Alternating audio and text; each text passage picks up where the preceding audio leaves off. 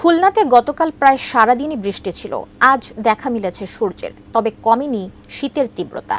শীত এবং বৃষ্টিতে বিপাকে রয়েছে খুলনার মানুষ। বিস্তারিত জানাতে খুলনার রেল স্টেশন এলাকা থেকে যুক্ত হচ্ছেন আমাদের খুলনা বিভাগীয় প্রতিনিধি মোহাম্মদ অসীম। অসীম, যেটি বলছিলাম যে গতকাল সারাদিনই বৃষ্টি ছিল, তার মধ্যে শীতের তীব্রতা এখনো কমেনি। শীত বৃষ্টি সব মিলে খুলনার কি অবস্থা জানাবেন? কবিতা, দেখুন, গতকাল সারাদিনই বৃষ্টির পরে আজ সূর্যের দেখা মিলেছে। তবে খুলনার যে উপকূলীয় এলাকা রয়েছেন, অর্থাৎ কয়রা, দাকব, সাতক্ষীরার শ্যামনগর, বাগেরহাটের শরণখোলা, এইসব এলাকায় কিন্তু এখনো সূর্যের দেখা মেলেনি। অর্থাৎ গুমোর আবহাওয়া বিরাজ করছে। আবহাওয়া অধিদপ্তরের সঙ্গে আমি কিছুক্ষণ আগে কথা বলেছি। তারা যেমনটা বলছেন যে খুলনাতে যদি এখন বৃষ্টি নেই, তবে বিকাল নাগাদ অর্থাৎ 4টার পর কিন্তু খুলনা সহ যে উপকূলীয় এলাকা রয়েছে এসব এলাকায় বৃষ্টির সম্ভাবনা রয়েছে।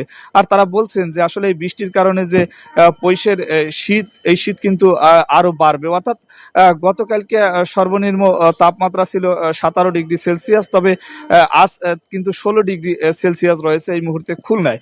আর আমি যদি আপনাকে জানিয়ে রাখি যে এই গতকালকের যে বৃষ্টি এবং এই তীব্র শীতের কারণে বিপাকে পড়েছে খুলনার যে খেটে খাওয়া মানুষ। অর্থাৎ তারা কিন্তু এই দুদিন ধরে কোনো ধরনের কাজেও যেতে পারছে না। যারাও জরুরি প্রয়োজনে গতকালকে ঘর থেকে বের হয়েছিল, বেশিরভাগই বের হয়েছিল না। যারা খেটে খাওয়া মানুষ তারা বের হয়েছিল, তবে কোনো কাজের সন্ধান কিন্তু তারা পায়নি। আজও কিন্তু শীতের যে তীব্রতা, এই তীব্রতার কারণে তারা কাজে যেতে পারছে না। একই সাথে স্কুল কলেজ এবং যে সাধারণ মানুষ রয়েছে তারাও কিন্তু চরম বিপাকে রয়েছে। এদিকে কৃষি অধিদপ্তরের পক্ষ থেকে জানানো হয়েছে যে খুলনার এই সময়টায় কিন্তু বোরো ধান, গম এবং সরিষার আবাদ হয় খুলনা জুড়ে। তবে সেটিতে কিন্তু গতকালকে বৃষ্টি একটি বড় ধরনের হানা দিয়েছে। তার কারণে তারা বলছেন যে এই রবি শস্যতে কিন্তু ব্যাপক ক্ষতি হতে পারে। তবে কি পরিমাণ ক্ষতি হবে এটি মূলত আরো একদিন 2 দিন পরে আমরা জানাতে পারবো। এদিকে এই শীতের তীব্রতা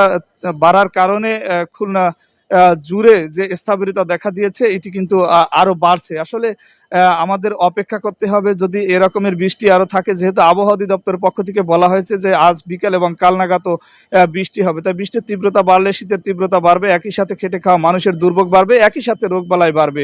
আসলে সব মিলিয়ে এক ধরনের বিপাকে রয়েছে খুলনার মানুষ। আমার কাছে কবিতা, সব মিলিয়ে এই ছিল খুলনার থেকে শীতের সর্বশেষ খবর।